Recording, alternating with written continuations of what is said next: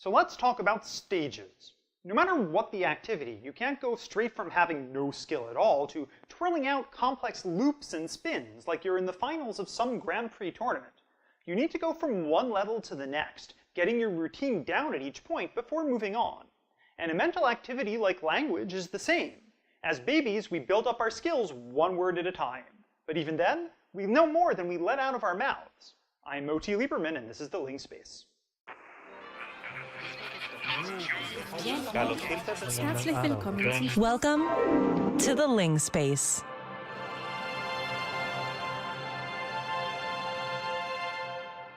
Think about how babies sound when they talk. Let's say like a 1-year-old. They don't just bust out with sentences like, "I named my poodle after Victor," and if they did, we'd probably be pretty freaked out. Right when humans start talking, we only put out one word at a time, which is why our first stage of syntactic production is often known as the one-word stage. Any big sentence we'd want to express just gets squeezed down to that single solitary word. Since it's our whole phrase crunched down, it's also known as the holophrastic stage. Because kids at this point only get out one word at a time, it can be hard to figure out exactly what they mean. But there's still a lot we can figure out. Like, if they offer a ball to their mother and say mama, that's a recipient in terms of its role in the sentence. Or if they say daddy as their dad walks towards them, that's the naming of the actor or agent. And you can find kids at this stage saying a lot of different kinds of things too. Locations like box for returning something to a box, expressions of volition like no or again, and lots more. What's common across what kids say during the one-word stage is that they pick out the new information in a scenario. They want to talk about things that are changing, or that are new or unclear. That's the priority for their communication. And so they spot the word from a sentence that they care about most and say that thing. Now, we've said before that the capacity for syntax, or how our words are structured together, is something that humans are born with. But did these kids have syntax? It can be hard to tell just from only getting one word at a time. But maybe we can get some evidence from experiments looking at how they interpret sentences. For example, let's say you show kids around 16 to 18 months old 2 videos about a brother and sister, Mickey and Sarah. In one video, Mickey is pushing Sarah, and in the other, Sarah is pushing Mickey. Then a voice says, "Look, Sarah is pushing Mickey. Find Sarah pushing Mickey." Experiments show that children find the video that matches the sentence more quickly and look at it for longer than the non-matching video. And that shows they must have some sense of syntax, even at the one-word stage. After all, Mickey pushing Sarah and Sarah pushing Mickey are both realistic scenarios, so the only thing that could help pick out the right video is knowing how English works. Of course, little kids aren't just content with expressing themselves via one-word proclamations. That would be pretty limiting. So next up is the two-word stage, starting around 18 to 20 months old. Shockingly, at this stage, kids put together 2 words at a time, like nouns, verbs, or adjectives.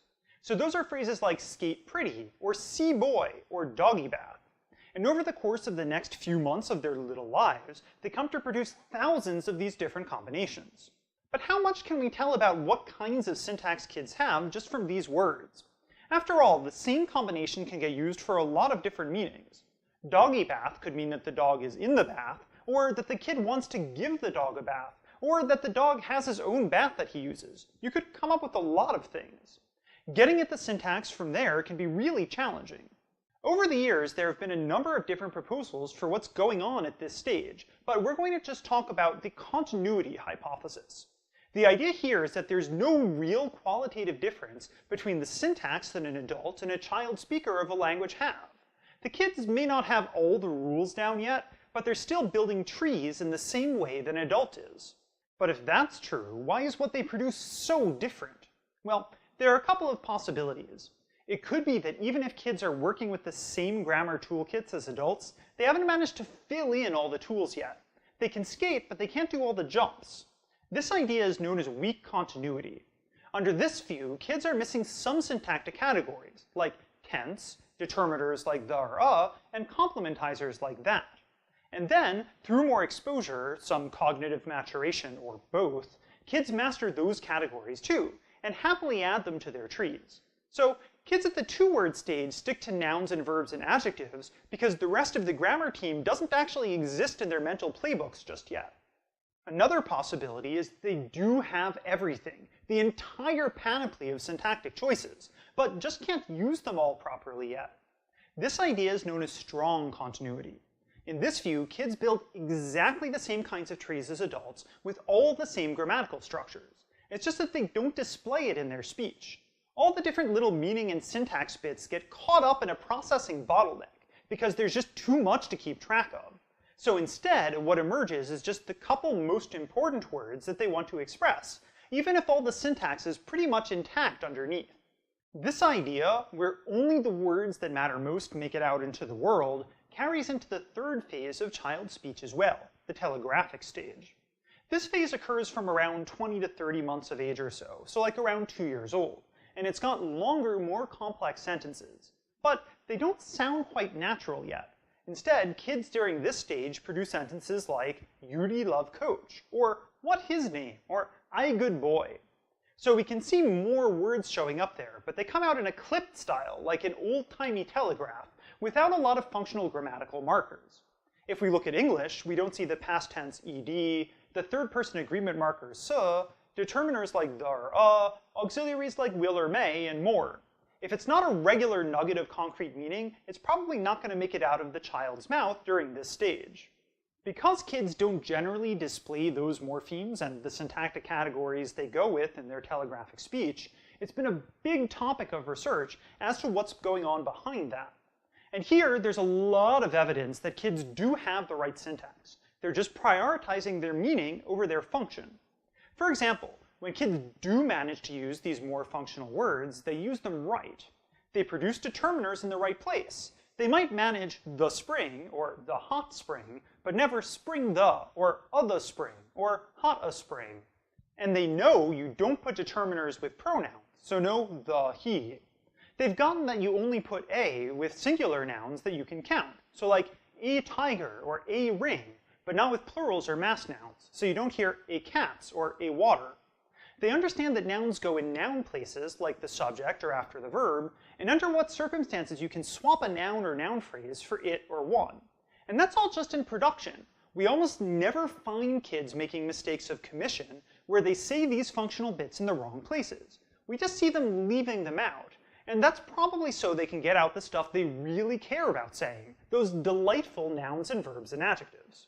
So again, we can see that kids look like they have the same kinds of syntactic structures as adults. They're just not good at processing the furious flow of speech bits, so they break down. We can see how this happens in how kids process language too. Let's look at a study with slightly older kids. In the initial experiment, kids were presented with an array of 6 colored balls, alternating red and green. And then they were asked to pick out the second green ball. That means that they should have chosen this one here, right? And yet a little over half the time, they picked this one, which is the second ball, but not the second green one. So that looked to the researcher like the kids didn't have hierarchical syntax. We know that green is closer to ball than second syntactically, so second applies to the whole green ball. But if there's no hierarchy, why not pick the green ball in the second position? It's just as legit a way to do it. But here's the thing. You have to be careful with kids, since the same processing limitations that work on their speech can mask their true abilities with interpretation as well. Another set of researchers performed the same experiment, except with one crucial difference. The kids didn't get to see the balls until they heard the whole sentence, rather than looking and listening at the same time. With only that one change, forcing the kids to wait for the whole context, the error rate dropped to only 14%. The earlier kids just rushed to judge the situation. If they'd only held back, they'd have gotten things much more right. That's the way kids are, though, rushing ahead and trying to work out all the linguistic gymnastics with only limited processing power. But no matter how many words they're using or what stage they're at, the seeds of a linguistic champion are already there. So we've reached the end of the LingSpace for this week. If you stuck the knowledge landing, you learned that children start off at the holophrastic stage, where one word is their whole sentence. That they then get to the 2-word stage and the telegraphic stage as they expand how many words that they can get out. And that at each stage we find evidence of continuity with how adults use syntax. The LingSpace is made by all these amazing people over here. If you want to learn more about how kids learn how to use negation, check back on our website. And while you're there, why not check out our store? We're also on Tumblr, Twitter, and Facebook, and if you want to keep expanding your own personal link space, please subscribe. See you next time. Narakit Tartard.